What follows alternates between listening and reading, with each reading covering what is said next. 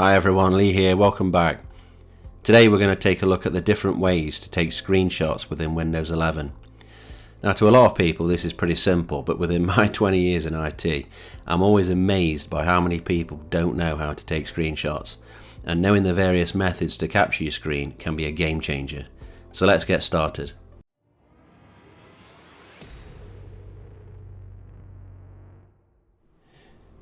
So first things first, let's cover the basics. Windows 11 offers several methods to take screenshots, and the easiest way is by using the built-in Snipping Tool. To open it, go to the search box and simply type in Snipping Tool and select it. Once you have the Snipping Tool open, you can choose from different snip types such as rectangle mode, window mode, full screen mode and freeform mode. Now if we click New, you'll be able to choose them at the top. So rectangular mode is simple, right? It's just going to take a rectangle of wherever you've selected. If we try the freeform mode, you can just draw however you want and it will create a shape.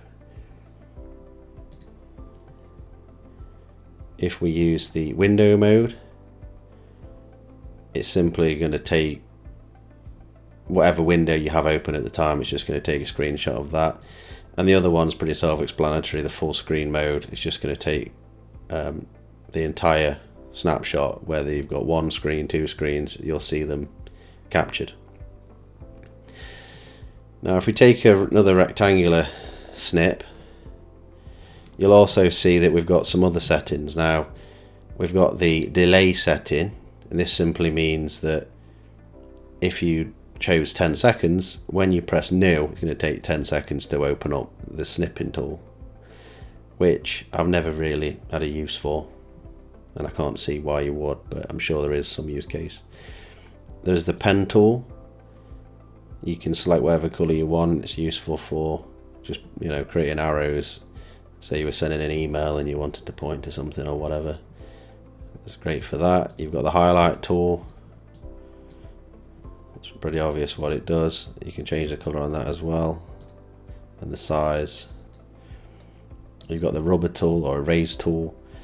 You can just select anything that you've already created, or you can just delete everything by clicking the downward arrow on it and erase all ink. This is quite an interesting tool, the ruler. You can place it anywhere. You can also use the mouse scroll to change the angle of the ruler. Say I wanted to draw a line here. Simply get the pen tool, pick a colour. As long as I keep it on the ruler, it will create a perfect line for me. And then when I'm done, I just simply unselect the ruler. I don't know why the erase tool's not working there, but so the other tool is the protractor. Same thing, but it's a circle. And then we have the crop tool, so you can crop the image however you like. Obviously you can undo things as well by pressing that, or redo, and Control Z also works for the undo. You can zoom into the image to make finer adjustments, and then when you've made all your changes, you just press save, and you can save it as a PNG, JPEG or GIF, and choose the directory where you want to save it. You can also share it. There are some other settings as well. You can stop it from auto saving to the clipboard. You can ask it to, you can basically make it ask you to save snips. You can make it so a snip won't replace what's in the current snipping window. It'll open a new snipping window per capture. And then you can make it add an outline as well, like so. Now let's talk about the other method, which is the good old Printscreen key.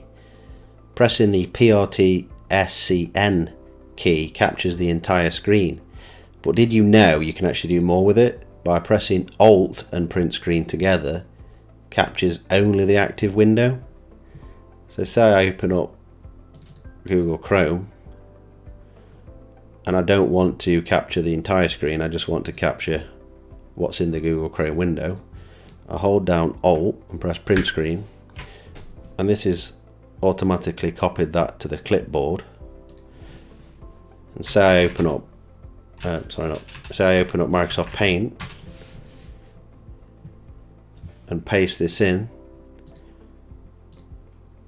you'll see that it actually just copied the window that I wanted it to, not everything else. And this can be quite useful actually. I've used that quite a few times, and of course once you're in Paint you can edit it however you want,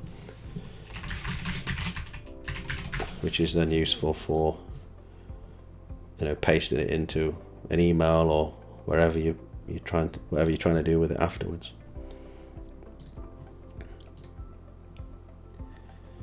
One of the other simpler methods, because when you do that it just sends it to the clipboard, is you can actually hold down the Windows key and press Printscreen, and that will automatically save it into your pictures screenshots directory. So if I open up my documents, my pictures, and then go to screenshots, you'll see that it automatically took a screenshot. The other thing you can do is you can actually hold down the Windows key, Shift key, and an S for Sierra, and do a quick selection of anything, and then that will automatically save that to the clipboard, where you can paste it wherever. You can actually change the behavior of the Printscreen key by going to the search menu, typing in settings, and within settings just type Printscreen.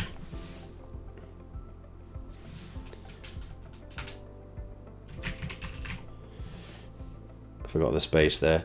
And once you type that, you'll see they use the Printscreen key to open up the Snipping Tool. I've actually already turned mine on, but yours will probably be off, so toggle it on. And then once you do that, if you just press the Printscreen key without any other key at the same time, it will automatically open up the Snipping Tool anyway, which is quite useful. So there you have it, many different ways to take a screenshot. So thanks for watching, and if you did find this video helpful, don't forget to give it a thumbs up, subscribe to our channel, and hit the notification bell to stay updated. Until next time guys, happy screenshotting. See you in the next one.